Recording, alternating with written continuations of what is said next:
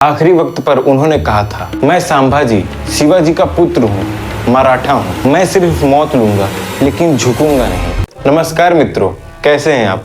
जब भी हम भारत के शक्तिशाली और वीर महान योद्धाओं की बात करते हैं तो शिवाजी महाराज का नाम सबसे पहले आता है।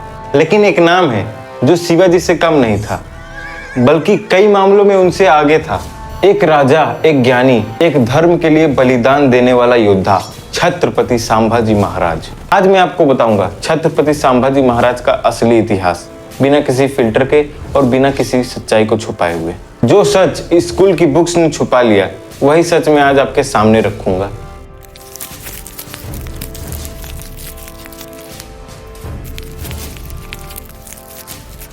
मई 1657, पुरंदर फोर्ट, मुंबई, महाराष्ट्र। शिवाजी महाराज के घर एक पुत्र का जन्म होता है, संभाजी राजे। बचपन से ही उनमें एक तीव्र बुद्धि और योद्धा जैसा जोश था। उन्होंने बनारस में रहकर संस्कृत और धार्मिक शिक्षा ली और 14 भाषाओं की शिक्षा ली, मराठी, संस्कृत, फारसी, अरेबिक, पोर्तुगीज और कई सारी। वो केवल एक तलवार के महारथी नहीं थे, वो शब्द योद्धा भी थे। उन्होंने बुद्ध भूषण जैसे ग्रंथ लिखे जिनमें उनकी ज्ञान और धर्म के प्रति श्रद्धा दिखती है।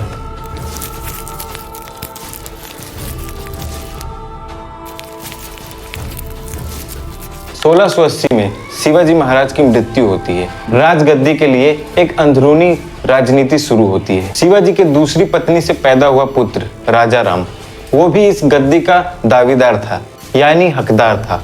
लेकिन लोग जानते थे जो विरासत संभाजी के खून में थी वो और किसी में नहीं थी। 1681 में संभाजी महाराज मराठा एम्पायर के दूसरे छत्रपति बने।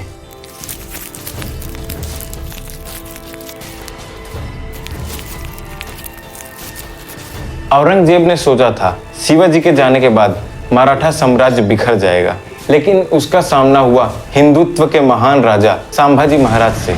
एक ऐसा योद्धा जो सिर्फ तलवार से नहीं, दिमाग से भी जंग लड़ता था। संभाजी महाराज ने 9 साल तक औरंगजेब को हर मोर्चे पर रोके रखा। पोर्तुगीज मिशनरीज के द्वारा हिंदुओं पर हो रहे जबरदस्ती धर्म परिवर्तन के खिलाफ उन्होंने गोवा में हमला किया। मुगलों, सिद्धिस और ब्रिटिशर से एक साथ लड़ना, ये सिर्फ संभाजी जैसे योद्धा की बस की ही बात थी।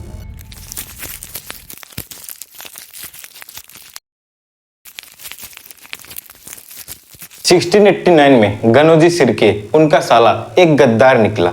उसकी वजह से संभाजी महाराज और उनके मित्र कवि कालास पकड़े गए। औरंगजेब ने 40 दिन तक उन पर नर्क से भी बदतर टॉर्चर किए। उनके नाखून उखाड़े गए, उनकी जीभ निकाल ली गई, उनकी जीवित आंखें निकाल ली गई और उनके शरीर पर नमक लगाया गया, उसी कटे शरीर पर। लेकिन कभी उन्होंने इस्लाम कबूल नहीं किया, कभी झुके नहीं, कभी शांति नहीं मांगी। आखिरी वक्त पर उन्होंने कहा था, मैं संभाजी शिवाजी का पुत्र हूँ, मराठा हूँ। मैं सिर्फ मौत लूंगा लेकिन झुकूंगा नहीं। 11 मार्च 1689 को उन्हें शहीद कर दिया गया। औरंगजेब ने सोचा था मराठा साम्राज्य खत्म हो गया, लेकिन उनकी शहीदी ने मराठाओं को और ज्यादा मजबूत बना दिया।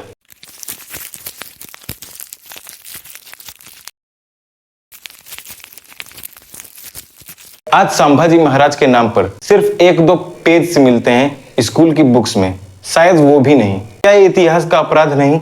उनका इतिहास छुपाया गया क्योंकि वो एक हिंदू राजा थे जो मुगलों के सामने झुके नहीं। करण अनटोल्ड आज उनका सच दुनिया के सामने ला रहा है, ताकि उनकी वीरता, उनकी शहीदी, उनका राजधर्म सबको याद रहे। संभाजी महाराज जिंदा नहीं है, लेकिन उनका बलिदान हम सब में जीवित है। अगर आपको लगता है कि उनकी कहानी हर किसी तक पहुंचनी चाहिए तो इस वीडियो को शेयर करो, लाइक करो और ऐसे ही सच और इतिहास को जानने के लिए सब्सक्राइब करो। मिलते हैं किसी अगली वीडियो में। जय भवानी।